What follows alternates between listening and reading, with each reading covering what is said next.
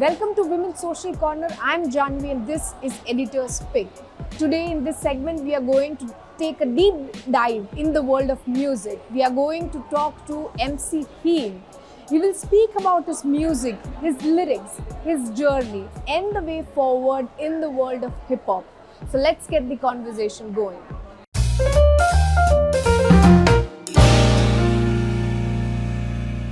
So MC Heem, tell me the story behind your name, like why this? MC Him, there is no story. I found it cool. So my name is Hemant Dhyani. So it's a short of Hemant. तो मेरे को लगा कि ये अच्छा है और MC is a terminology most of the rappers use जिनको माइक कंट्रोल करना आता है. बहुत लोग इसको मास्टर ऑफ सेरेमनी भी बोलते हैं. So MCs का मेन मोटिव ही होता था कि whatever they are saying they have to spread the knowledge और हाँ नॉलेज देना. सो हिप हॉप का एक्चुअली मेन एलिमेंट है MC और हिप हॉप में आपका मूवमेंट और नॉलेज शेयर करना आता है जो MC को जो रोल प्ले करना होता था. तो that's why I am from the streets, I teach kids. So इसलिए मैंने MC आगे लगा दिया नाम के आगे. And tell me about the Dharavi project because that's very important. You teach them, you work with them. तो वहाँ का एक्सपीरियंस कैसा रहता है? वहाँ के बच्चे कैसे रहते हैं? क्या सिखाते हैं उस पे if you could? मैं धारावी में 2014 में आया था. आई मेट डॉली और उन्होंने बोला कि हमें कोई रैपर चाहिए and I was looking for the job also. I am a tech engineer. तो मैं सोच रहा था कि रात को मैं टेक का जॉब कर लूँगा और दिन में मैं अपने म्यूज़िक पे काम कर लूँगा.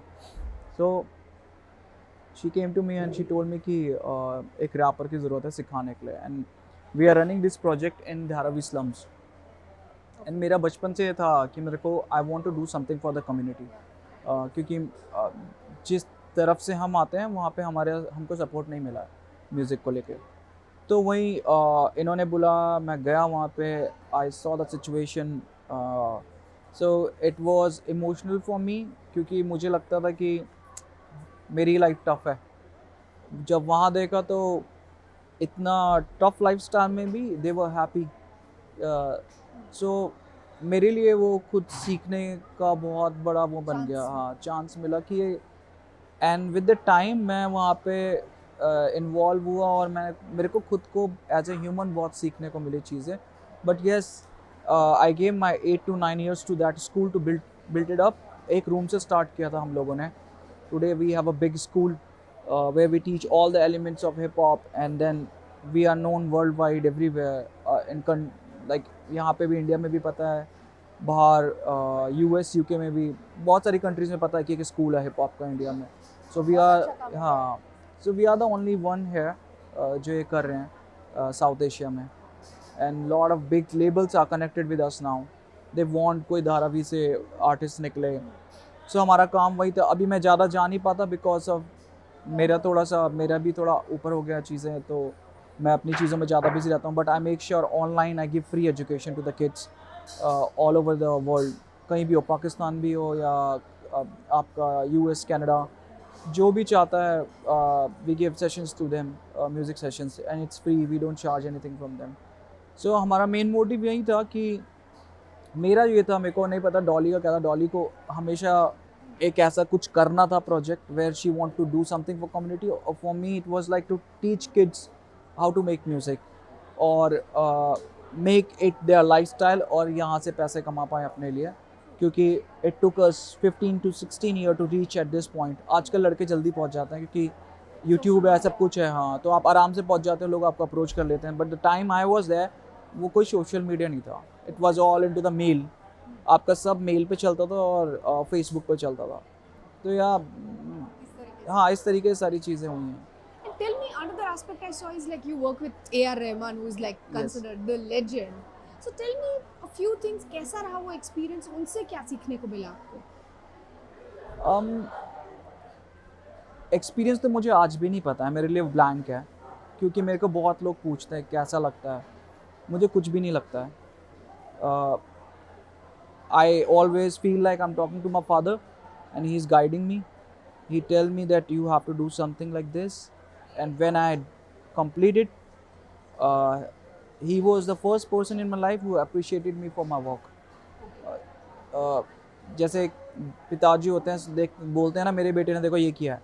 सो when last time Imtiaz Ali sir was there, मैंने पीपा का गाना बनाया था और सर जिन्होंने रंग दे बसंती बनाई है वो भी थे वहाँ पे. तो उन्होंने मेरा म्यूज़िक प्ले किया, listen to this kid. So you know, he always used to appreciate me for my work. Every time he see me, oh, you did this thing. It's really cool. So it's more like meeting a father every time. He taught me self-discipline, uh, do hard work, uh, be gentle towards people, control your words. कैसे क्या बात कर रहे हो, कितनी सोच के बात कर रहे हो, ये सब. तो ये आई थिंक डिसिप्लिन ज़्यादा आया है, म्यूज़िक उसके बाद आया है. पहले डिसिप्लिन आया है कि उन्होंने कॉल किया तो स्टूडियो पहुंचना है, स्टूडियो में काम करना है. कंप्लेन नहीं होनी चाहिए मेरी तरफ से उनको लेके कि मैंने कुछ छोड़ दिया. तो डिसिप्लिन बहुत ज़्यादा है. हाँ, उसके बाद म्यूज़िकलिटी तो obviously I am working with one of the genius.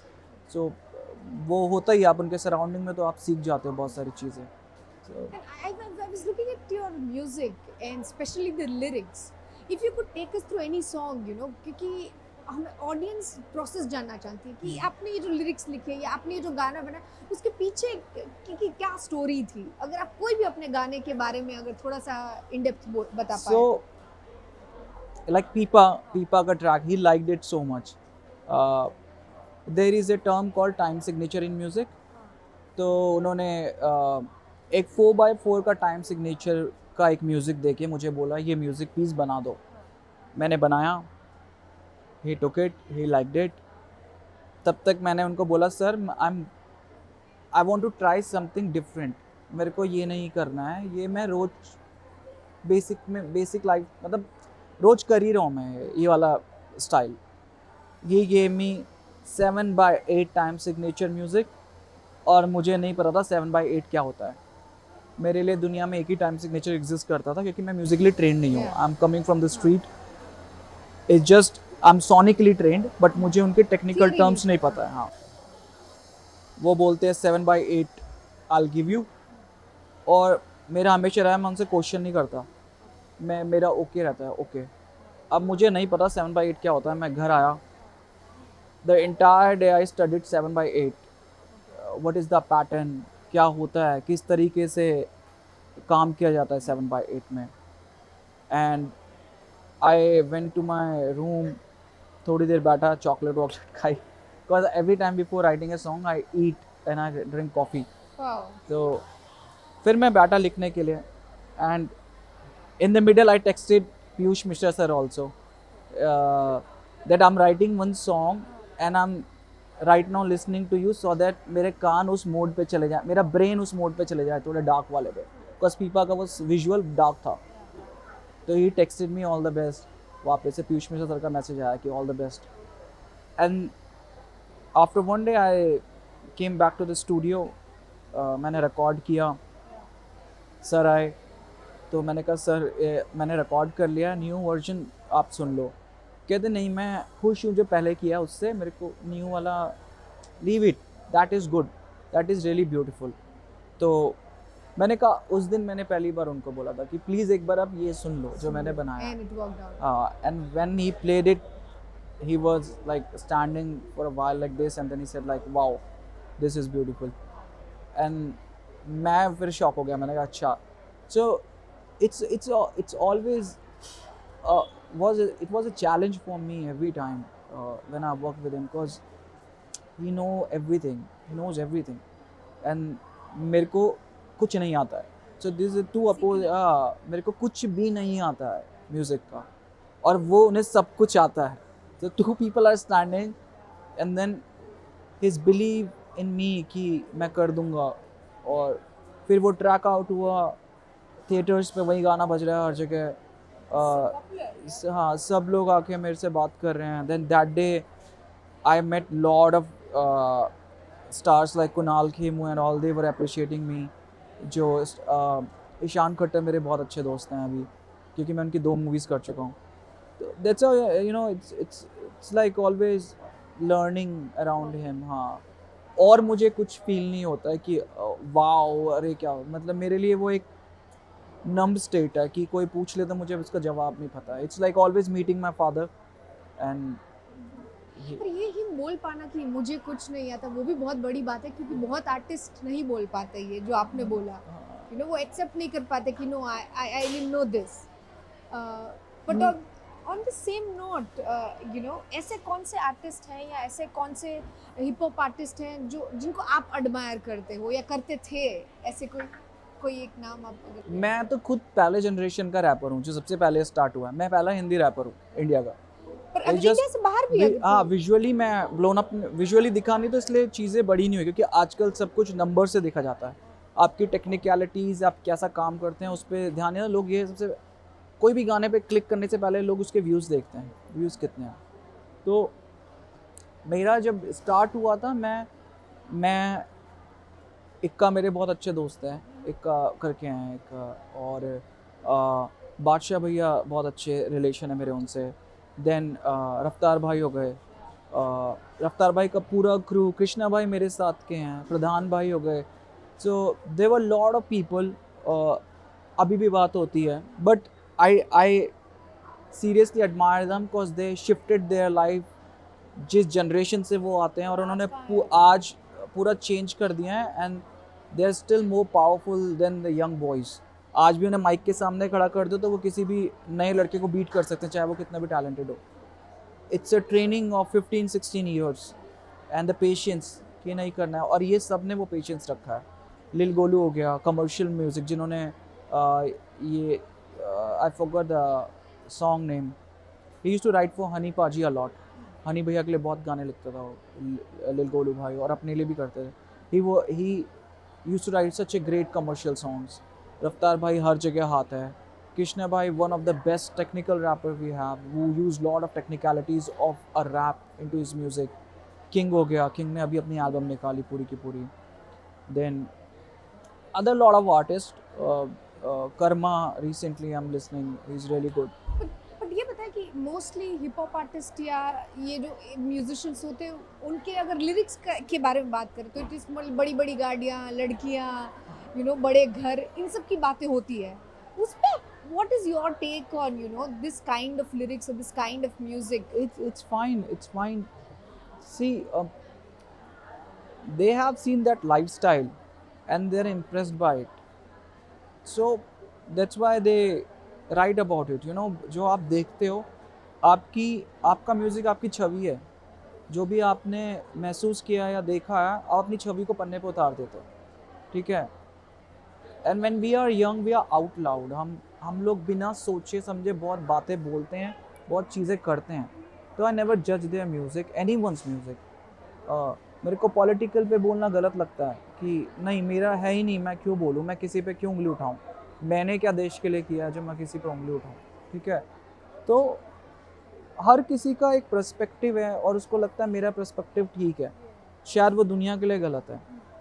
तो मेरे को फ़र्क नहीं पड़ता. मेरे को मैं हमेशा ये जानने का कोशिश करता हूँ जिसने वो गाना लिखा है उसकी सोच क्या है, वो किस सोच में है, या वो क्या सोचता है. और आप उसकी लाइन सुनोगे, आप उसकी छवि अपने आप देख लोगे, इसकी छवि क्या है, आपको पता चल जाएगा इसकी, हाँ ये इंसान ऐसा है थोड़ा.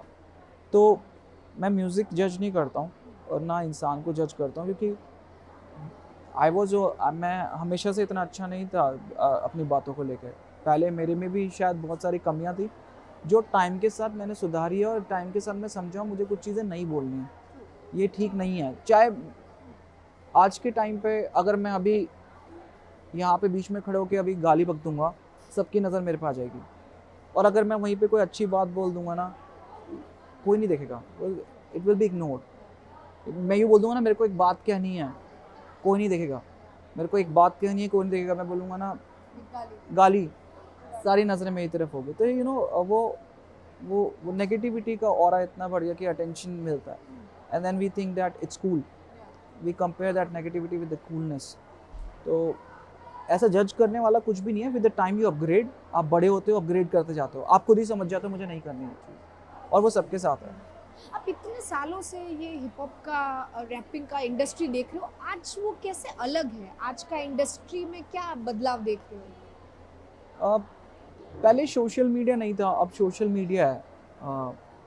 चीज़ें अप्रोच करने के लिए ईजी हो गई हैं, पहले नहीं था। पहले लोगों को बस पता था कि एक लड़का एग्जिस्ट करता है MC नाम का, और यूट्यूब पे गाना है उसका, इंस्टाग्राम वगैरह कुछ भी नहीं थे। और मैं शायद इन चीज़ों में बहुत पीछे रहा एक्चुअली पहले से। मुझे इंस्टाग्राम भी मैंने 2019 में स्टार्ट किया है, मुझे चलाना सीखा है मैंने, और अभी भी नहीं आता है मुझे ठीक से। फिर भी 85,000 से ज़्यादा लोग आपको। हाँ, तो मतलब मुझे नहीं, मेरे को, मैं टेक में बहुत बेकार हूँ, जो मुझे सीखना है actually. I want to learn tech, it help a lot. New technology हमेशा आपको हेल्प ही करती है। तो मेरे साथ यही था, मैं टेक्नोलॉजी में हमेशा पीछे रहा। मुझे यूट्यूब फाइल्स नहीं बनानी आती थी। अब मेरे को इंजीनियर ढूंढना पड़ता था, मेरे को साउंड मिक्स कराने के लिए कोई ढूंढना पड़ता था। तो ये प्रोसेस मेरे 6 महीने ले लेता था। अभी जो जनरेशन वाले लड़के हैं, उन्हें घर के अंदर ही माइक है, घर स्टूडियो है, घर के अंदर ही वो एडिट कर लेते हैं, घर के अंदर ही सब हो जाता है, और आपका अगले दिन गाना निकल जाता है। मेरे प्रोसेस को लगते थे 4 से 5 महीने। पहले बुकिंग्स होगी, फिर मैं बैठूंगा, फिर मैं ठीक कराऊंगा, करेक्शंस करूंगा। यहाँ लड़कों के हाथ में सब कुछ। That's why last year I took admission in music college to understand music और to do all thing by myself. हाँ, मुझे स्कॉलरशिप मिली और मैंने पढ़ाई करी 1 साल म्यूज़िक की पूरी। सो now I M technically trend. अभी और भी सीखना है, मतलब अभी मैं 1% पे हूँ, 99 इज़ देयर टू लर्न। और टेल मी कि अभी बॉलीवुड म्यूजिक इंडस्ट्री को मैं क्रैक करना या उसमें से प्रोजेक्ट्स मिला, क्योंकि आपको तो बहुत कमर्शियल प्रोजेक्ट्स मिल जाते हैं, हाउ इजी और how difficult it is still even now? अब डिफिकल्ट नहीं है, नहीं अब डिफिकल्ट नहीं है कुछ। अब डिफिकल्ट, मैं भी तो स्ट्रीट से ही आया था, मेरे को तो क्लिक कर गया था मेरे पास वो। मैं जब हुआ था, मेरे सामने 15 लोगों के ऑडिशन हुए थे वोकल्स के। I am the only one who get selected. और वो लड़के मुझसे ज़्यादा फेमस थे सारे, जितने वहाँ पे उस टाइम स्टूडियो में खड़े थे, वो उस टाइम के फेमस रैपर्स थे। और मैं मैं घिंच रहा था कि कैसे न कैसे करके, और वो भी मैं श्योर नहीं था मेरा हो जाएगा कि I will get this opportunity. Because you know, when you go through lot of dark phases, you feel like okay now शायद मेरा नहीं है, ये मेरे लिए नहीं बना है। तो वो मोमेंट में जब वो मेरा वो चीज़ हुई, देन आई रियलाइज कि okay they are the possibilities, you need to crack it. अब तो ऐसे, अभी सर का ही इंटरव्यू देखा था, रहमान सर का। somebody asked him कि आप आर्टिस्ट कैसे कर लेते हो? कहते हैं मैं इंस्टाग्राम में मैसेज कर देता हूँ। अभी एक लड़की बीट बॉक्सर आई थी स्टूडियो में, recently we are doing some project. वो अभी लास्ट ईयर से उसने बीट बॉक्स स्टार्ट किया, सर ने देखा, सर ने स्टूडियो बुला लिया। So quick. सो और लड़के 8-8 साल से कर रहे हैं। बट यू नो, आप विजिबल हो, आपको काम आ जाएगा आराम से। विजिबल होना हाँ, विजिबिलिटी बहुत ज़रूरी है। मैंने आपका टेक टॉक सुना था जिसमें आपने एक बहुत ही प्यारी सी आप अपनी ही लाइफ की स्टोरी बोली थी ऑफ यू नो कि जब आप मुंबई शिफ्ट हुए, 12,000 में गुजारा करना था, और एक मोमेंट था जब आपने किसी का जूठा खाना खाया और बोला कि अब से मेरा यू नो वो गलत वाला टाइम खत्म हो जाएगा। तो that was last। that was the last। पर जेन्युइनली ऐसा हुआ, और ऐसा क्या उस मोमेंट में यू नो जिंदगी बदलने वाला वो एक इंसिडेंट रहा? वो मैं याद भी नहीं करता उसको था अभी, वो तो बड़ा गंदा सीन था। पता नहीं, मैंने उस दिन फ्लो में बोल दिया था, वो मैं बताता नहीं इस बारे में। It was just, I think it was last that day I told my self, मैं ये नौबत नहीं आने दूंगा अपने साथ कभी लाइफ में। And touch would by the grace of God, वो हुआ नहीं मेरे साथ कभी वापस। It was always stepping ahead. हाँ, सो हाँ, वो आई थिंक क्योंकि कहीं से कुछ गाइड नहीं हुआ था लाइफ में, और पता नहीं था किधर जा रहे हैं, बस म्यूज़िक कर रहे हैं क्योंकि पसंद है। तो ऑब्वियसली इनकम आनी नहीं है, और रेंट्स इतने हैवी मुंबई के, मतलब it's way to costly.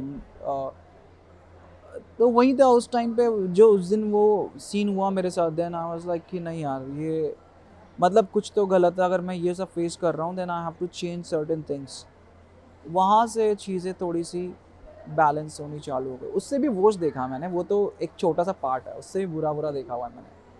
But I don't think about it any more. It's within me which help me to write songs.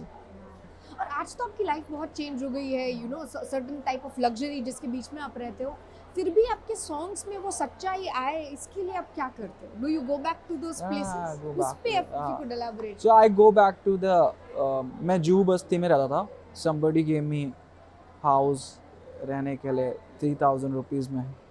सो कभी कभी ऐसा लगता है कि यार you know we are in that world where we compare ourself. मैं बड़ा ही ऐसे हूँ, मम्मी पापा ने भी कंपेयर ही किया हमेशा, उनका बच्चा इंजीनियर यहाँ पे. हाँ, तो अब मैं अपने आप को कंपेयर करने लग गया बीच में. तो sometime when I feel like कि यार सब कुछ अच्छा है, इतना अच्छा म्यूज़िक कर रहे हैं इतने लोग, बट वो चीज़ें क्यों नहीं हो रही जो आई एम एक्सपेक्टिंग.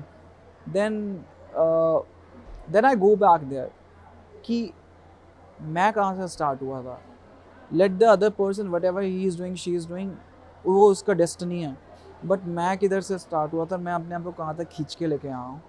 मैं वो चीज़ें अब देखना ज़्यादा वो हो गया हूँ कि मैंने ग्रो किया है कि नहीं किया है. तो वो चीज़ें हेल्प करती हैं.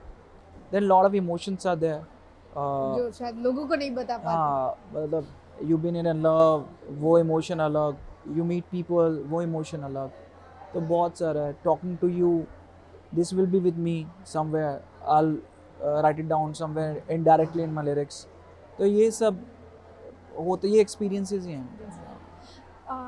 MCM, अब आपका सपना क्या है? What do you want to do now? Because इतना आगे आ चुके हो लाइफ में, पर अभी भी क्या रहता है कि नहीं अब ये करना है, वो करना I want to make a music, a beautiful piece of music, जो like you know जब मैं देखता हूँ अपने आप को, अभी recently वो हुआ अभी, I wanted to, I always want, from 15 years I wanted that people sing my song. 15 years, one day I will be in a stadium and people will be singing my song. और अभी recently last month हुआ वो, when I made a song with one artist, King. He's like my brother. वो उसके साथ गाना बनाया, और मैं उसको, जब गाना बन रहा था मैं उसको बोल रहा हूँ कि देख, मैं स्टेज पे ऐसे खड़ा हूँगा, मैं ये परफॉर्म कर रहा हूँगा, पीछे से डांसर आएंगे और हाँ, और धुआं उठ रहा होगा. और जैसे ही मेरा नाम कॉल आउट होता है परफॉर्म के लिए, exactly same thing happened. And I ask him, did you do that for me? He said like, मुझे नहीं पता, ये अपने आप हुआ है सब कुछ. डांसर्स आ गए हैं स्टेज पे, there is a fog and people were singing my lyrics with me. पूरा का पूरा मेरा पोर्शन गा रहे हैं.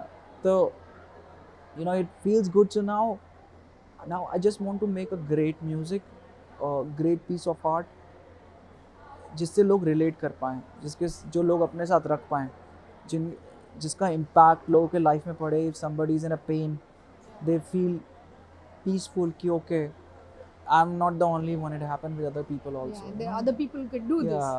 So it's like helping people through the music, और अपना दिल निकाल के देना है. और जितना भगवान करे कि मेरे को सारा म्यूजिक आ जाए इसी टाइम मैं अभी ले लूँगा.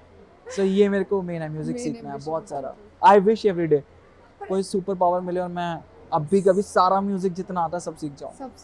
That's so nice. पर ऐसे ही बहुत सारे लोग हैं जो आपसे सीखना चाहते हैं, तो उनको आप क्या टिप्स देना चाहते हो? ऑल द एस्पायरिंग म्यूजिशियंस या एस्पायरिंग हिप हॉप आर्टिस्ट जिनको आपकी तरह आगे बढ़ना है लाइफ में, क्या करना चाहिए, क्या नहीं करना चाहिए उनको? पता है, मैं तो टाइम के साथ बहुत चेंज हो गया हूँ, but I think it's a process. Everyone they have their own process. There is no short key, मैं कुछ बताऊँगा भी वो उनकी लाइफ में इम्प्लीमेंट नहीं हो पाएगा, क्योंकि मेरी खुद की जर्नी रही है. और I think the only thing which can help you, learn every day. Unlearn, learn, unlearn, learn. ये वाला कुछ चीज़ें अनलर्न करनी पड़ेगी, और मैं थोड़ा साइड रखना पड़ेगा कि मैं वाला, जब म्यूज़िक करते हैं तो मैं साइड में रखना पड़ता है. कुछ जगह रख सकते हो जहाँ तुम्हें लगता है कि हाँ, क्योंकि ईगो भी आपका हेल्प करता है गाना लिखने में. आपका ईगो भी बहुत ज़रूरी होता है. एज ए यंग बॉय, आप जब ईगो को यूज़ करते हैं, yes, the fire comes from the ego. तो और जब आप मैं हटाते हो तो एक सोल आता है म्यूज़िक पे. तो मैं भी कई बार मैं पे जाता हूँ. मेरा जब भी होता है कि नहीं अब मेरे को थोड़ा सा करना है, तो उस टाइम मैं पे जाता हूँ, हाँ कि हाँ नहीं यार मैं हूँ, मैं कर सकता हूँ ये. तो so it's everyone has their own journey और डेस्टिनी. आगे वही है कि कई लोग रुक जाते हैं सोच के कि नहीं हो पा रहा. तो मुझे लगता है कि नहीं हो पा रहा तो स्टार्ट ही नहीं करना चाहिए था. तो ये मेरा तो पड़ेगा. हाँ, मैं भी कई बार ही होता है कि यार ये क्या हो रहा है. तो फिर मैं सोचता हूँ जब 18 साल का था स्टार्ट क्यों किया था, उसी दिन नहीं करना चाहिए था. तो इसलिए आज तक मैं रुकता नहीं हूँ उस चीज़ को लेकर. करना ही है. Last question. Which are the songs you are listening to, these days? और आप Spotify पे क्या सुनते हो? मैं अभी तो मैं If you could recommend some songs, to our मैं audience. अभी देवानंद सर के गाने सुन रहा था गाड़ी में. Wow. So I was listening 70s का बॉलीवुड अभी. और फ्रॉम द वेस्टर्न जितना म्यूज़िक है उसमें मैं उनके म्यूज़िकल एलिमेंट सुनता हूँ, नॉट लिरिक्स एंड वोकल्स. मैं जो उनके कीज़ हो गया, गिटार किस तरह से प्ले करते हैं, कैसे सेक्शंस बनाते हैं. फ्रॉम यहाँ इंडिया वाला सेक्शन में मैं ये देखता हूँ लिरिकली हाउ डीप दे वर. जब पुराने गाने लिखे गए थे तो वो कितने डीप थे और कितने सोच के और किस फील से लिखे गए थे. तो पुराने गानों से ये पता चलता है वो लोग बहुत दिल से लिखते थे, चीज़ें महसूस करते थे तब लिखते थे और बोलते थे. फिर ऐसा कुछ पर्टिकुलर टेक्निकल टर्म यूज़ किए बिना लिखते थे. हाँ, कि ऐसा करना है, ऐसा हाँ.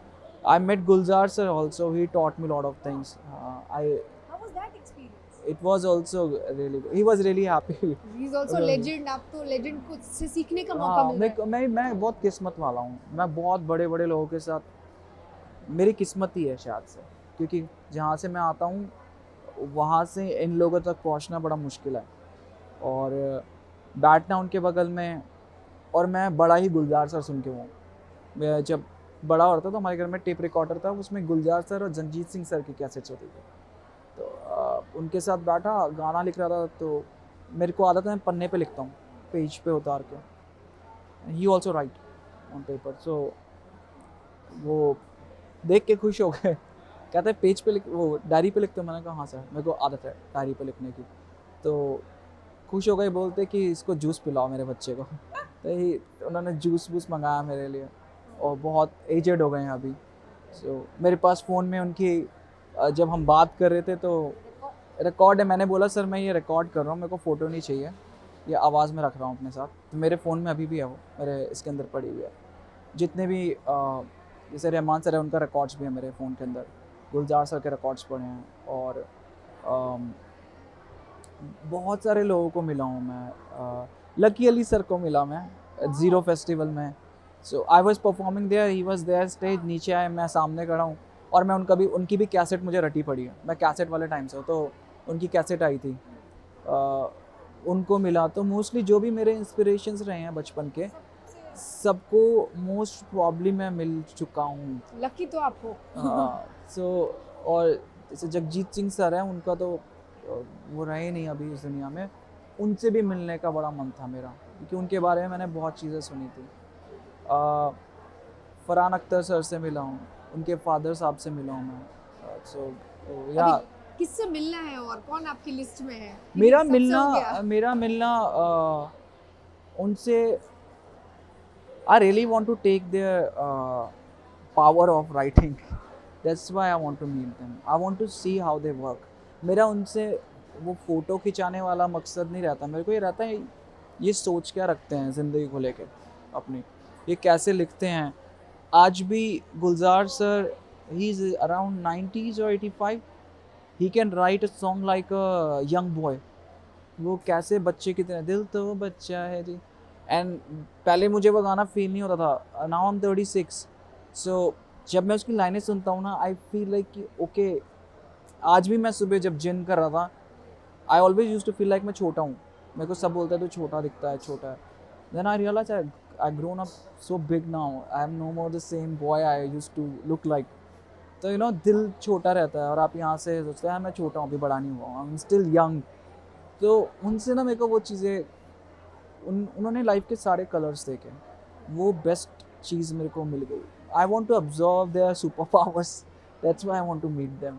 ये करते क्या हैं या this is what like I want to learn every day. It's a learning process. We really hope कि आप इन सबसे मिलो, इन सबसे सीखो, and want to make like learn and make a great music, कि वो हर कोई इंसान जिनसे मैं मिला हूँ वो रिफ्लेक्ट होने लग जाए मेरे म्यूज़िक पे कहीं ना कहीं.